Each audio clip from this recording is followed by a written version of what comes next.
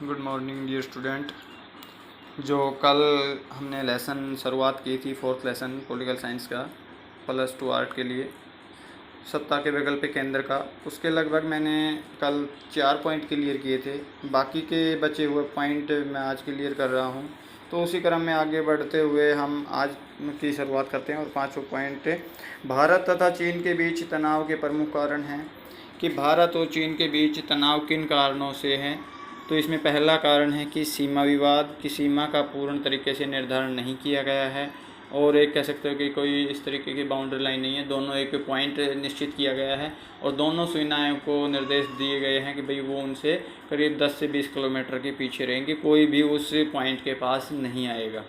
लेकिन कभी चाइनीज़ जैसे हमारे क्षेत्र में गश्त वगैरह पेट्रोलिंग पे आते हैं तो उनके साथ विवाद हो जाता है, या इस तरीके से होता रहता है। दूसरा है कि तिब्बत पर चीन का कब्जा, जो तिब्बत क्षेत्र है भारत का, उसके ऊपर भी चाइना ने कब्जा कर रखा है।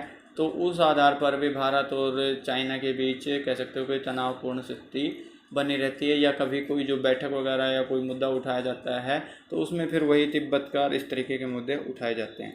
नेक्स्ट एक जो चाइना भारत के ऊपर आरोप लगाता है वो ये है कि भारत द्वारा जो बौद्ध धर्म गुरु हैं दलाई लामा, उनको शरण देने के कारण चाइना उनको कह सकते हो कि उस तरीके से जो वहाँ पर एक आक्रमण हुआ, छोटा सा युद्ध वगैरह हुआ, तो उसमें दलाई लामा वहाँ से निकलकर भारत में आ गया और भारत ने उसको शरण दी। किस आधार पर? क्योंकि भारत एक धर्मनिरपेक्ष राष्ट्र है और भारत में किसी भी धर्म के लोग रह सकते हैं, सभी के लिए समान है। लेकिन चाइना का ये कहना था कि हमारे एक प्रकार से उनके अपराधी कह सकते हो, उनके लिए वो अपने दलाई लामा को एक आतंकी मानते हैं। तो वो कहते हैं कि हमारे देश में जो आतंक फैलाया है, उस तरीके से लोगों को भड़काया और उस व्यक्ति को भारत ने शरण दे रखी है, अपनी शरण दे रखी है, तो उस आधार पर भी वो भारत के ऊपर सवाल उठाता रहा है कि आपने दलाई लामा को शरण क्यों दे रखी है, हमारे दुश्मन को। इस पर भी तनाव बने होते हैं। नेक्स्ट है आपका 4 पॉइंट है कि चीन द्वारा पाकिस्तान का समर्थन। कह सकते हो कि जब भी भारत और पाकिस्तान के बीच में कुछ भी हरकतें होती हैं या मुठभेड़ होती हैं, तो उनमें जो भी मान लीजिए उनके हथियार वगैरह लूटे जाते हैं किस तरीके से चाइना के पाकिस्तान के तो उसमें ये देखा जाता है कि जो हथियार होते हैं वो चाइना के हथियार होते हैं। तो इस आधार पर भारत उनका विरोध करता रहता है कि आप पाकिस्तान को हथियार क्यों प्रोवाइड करा रहे हो, हमारे खिलाफ उनको क्यों भड़काते हो तथा उनको इस तरीके के हथियार क्यों उपलब्ध कराते हो। तो भारत इस आधार पर कहता है कि हमेशा चाइना पाकिस्तान का समर्थन करता रहता है। जैसे पिछले दिन आतंकवाद का मुद्दा यूएनओ में उठा था, उसमें भी उन्होंने चाइना ने पाकिस्तान का समर्थन किया था कि ऐसा कुछ नहीं। अगर ये मान लीजिए जो ये सभी संयुक्त राष्ट्र संघ के 4 सदस्यों ने उसका समर्थन किया, एक सिर्फ चाइना ने नहीं किया था। अगर चाइना भी उसका समर्थन करता तो पाकिस्तान को ब्लैक लिस्ट किया जा सकता था। पूरे विश्व के देश चाइना से अपना निवेश वगैरह हटा सकते थे और भविष्य में भी वहाँ पर निवेश नहीं करते। इस तरीके से पाकिस्तान में निवेश नहीं करते और पाकिस्तान की आर्थिक रूप से कमज़ोर होने के कारण वहाँ की जो आतंकवाद है वहाँ भी वो ख़त्म होने के कह सकते हो कि संभावना रहती और शायद ख़त्म भी हो जाता। लेकिन चाइना ने उसका सपोर्ट किया, इस कारण से उनको ब्लैक लिस्ट तो नहीं लेकिन ग्रे लिस्ट में ज़रूर डाल दिया गया है। और आगे मैं आपको बताता हूँ, अभी जैसे लेटेस्ट घटना भी हुई थी आपकी चाइना में जो गलवान की घाटी वाली, उसमें भी मुठभेड़ हुई। ये 24 साल का रिकॉर्ड था। इस टाइम भी गोली नहीं चली, लेकिन पिछले 24 साल से भारत और चाइना बॉर्डर पर कोई भी एक कह सकते हो कि बंदूक, एक गोली भी नहीं चली है। वहाँ पर जो पंचशील सिद्धांत किए गए उनमें है कि एक दूसरे पर कोई आक्रमण नहीं करेगा, हथियार लेकर नहीं जा सकते। लेकिन चाइना वालों ने कुछ धोखा किया, जैसे कांटेदार डंडे वगैरह से उन पर किया। लेकिन उसमें भी कह सकते हो कि चाइना के खबर आ रही थी कि कम से कम 40 से 50 जवान चाइना के मारे गए हैं तथा कम से कम 70 से 80 जवान उनके इंजर्ड हैं, कह सकते हो कि घायल हैं, जिनके हड्डी वगैरह गर्दन वगैरह में फ्रैक्चर कर दिए गए हैं। वहीं भारत ने भी 20 जवानों की शहादत देनी पड़ी थी उस घटना के कारण, और काफ़ी तनावपूर्ण स्थिति वर्तमान समय में बनी हुई है चाइना के साथ में।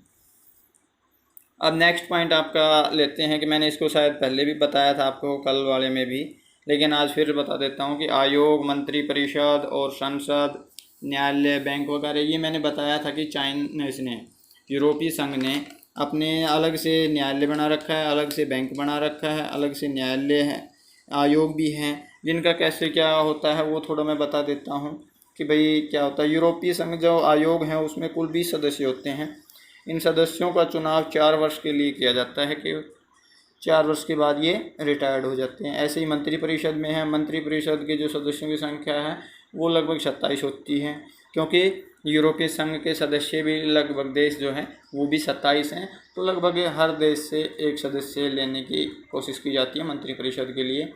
मंत्रिपरिषद के प्रधान का पद सभी सदस्य देशों को बारी बारी मिलता रहता है। ये नहीं कि भाई एक ही देश के जो प्रधान बनता रहेगा, हर देश को मौका मिलता रहता है और हर देश का उसका प्रधान बनता रहता है। यूरोपीय संसद है, उसमें क्या होता है, यूरोपीय संसद में लगभग कह सकते हो कि 626 सदस्य हैं और इन सदस्यों का चुनाव सदस्य देशों के लोगों द्वारा प्रत्यक्ष रूप से किया जाता है। जो 27 देश हैं उनकी जनता वहाँ के चुनाव करती है और इन 626 सदस्य होते हैं, इनका प्रत्यक्ष तरीके से चुनाव करके और ये यूरोपीय संसद में कह सकते हो कि भेजती हैं। और इसमें से जो कहा जाता है कि भाई संसद में जर्मनी, फ्रांस, इटली तथा ब्रिटेन से को 87 सदस्य हैं, वहाँ से ज़्यादा सदस्य लिए गए हैं, बाकी देशों से कम हैं, क्योंकि जो ब्रिटेन है, फ्रांस है, इटली है, इटली तो पर फिर भी थोड़ा वो है, लेकिन ब्रिटेन और फ्रांस तो संयुक्त राष्ट्र संघ के स्थायी सदस्य भी हैं, जिस कारण से इनका अधिक प्रभाव वहाँ देखने को मिलता है। अब आ जाता है न्यायालय का। इस न्यायालय में जो मैंने बताया था कि पुराने जो खर्चों की जांचना है, या इसमें 15 सदस्य होते हैं कि भाई क्या होता है कि लेखा जोखा एक प्रकार से कह सकते हो कि जो खर्चा हुआ किस क्षेत्र में किया गया, कितना खर्चा किया गया, तो इस तरीके से जो इनके सदस्य होते हैं वो 15 हैं। अब ये बैंक आ जाता है यूरोपीय निवेश बैंक का। इसका मुख्य उद्देश्य क्या था, किस तरीके से था, इसका मुख्य उद्देश्य कह सकते हो सदस्य देशों की संतुलित विकास करना होता है कि भाई किसी के साथ कोई भेदभाव न किया जाए और सभी का समान रूप से विकास किया जाए, तो उस आधार पर आ जाता है। अब एक मेरे दिमाग में थोड़ा क्वेश्चन चल रहा है कि इनके आधार पर, किस आधार पर इनके ध्वज वगैरह को लिया गया है। जो आसियान संगठन है उसमें 10 जो कह सकते हो कि गेहूँ की जो बालें हैं, चावल की बालें हैं, वो दर्शाई गई हैं, जो पूरे 10 के 10 देशों का प्रतीक है।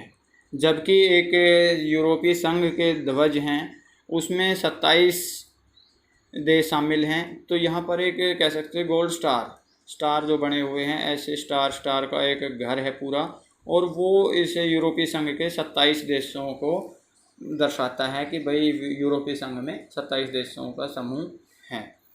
तो ये आपका पॉइंट था। ये लेसन लगभग 2 वीडियो में आपका पार्ट में कंप्लीट कर दिया गया है, और अभी आगे इसके क्वेश्चन आंसर में आपको डाल दिए जाएंगे। डेली आपका रिटर्न वर्क भी होता रहेगा, और साथ में मेरे समझाने के बाद एक बार बुक रीडिंग ज़रूर कर लिया करो, ताकि उससे आपके जो भी थोड़े डाउट हों वो भी क्लियर हो जाएं। अगर फिर भी नहीं होते तो आप मेरे पर्सनल नंबर पर उनकी मैसेज कर सकते हो। धन्यवाद।